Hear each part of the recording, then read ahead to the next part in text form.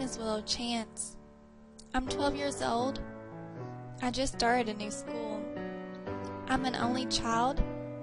I'm adopted.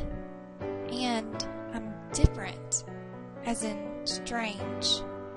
But I know it, and that takes the edge off, at least for me. I have been told that I live too much inside my head.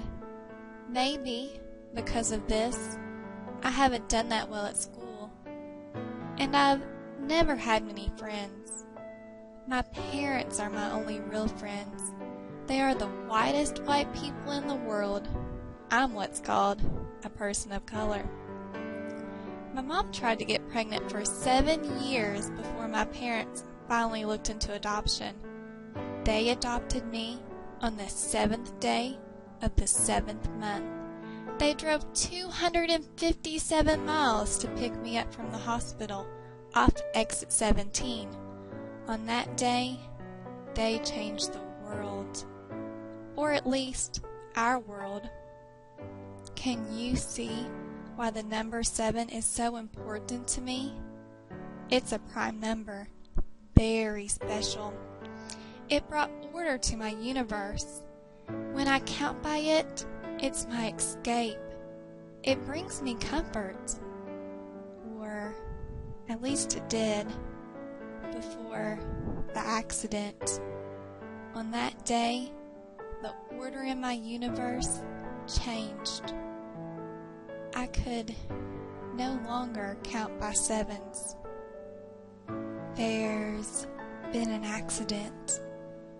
Those were the exact words I overheard a policeman tell to Del Duke, my school counselor, on the day that it happened. I had been visiting Del Duke's office for several weeks prior to the accident.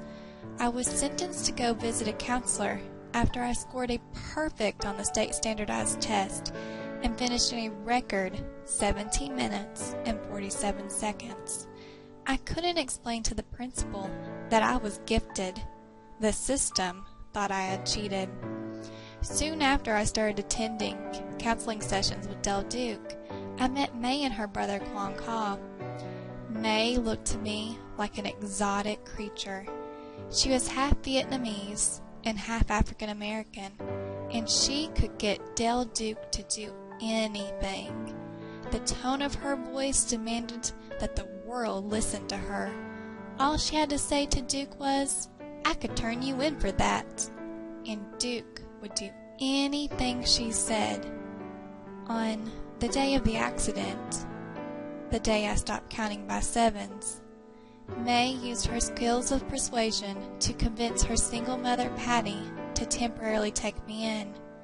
I hadn't even met her before. It was an act of kindness that I would be forever grateful for.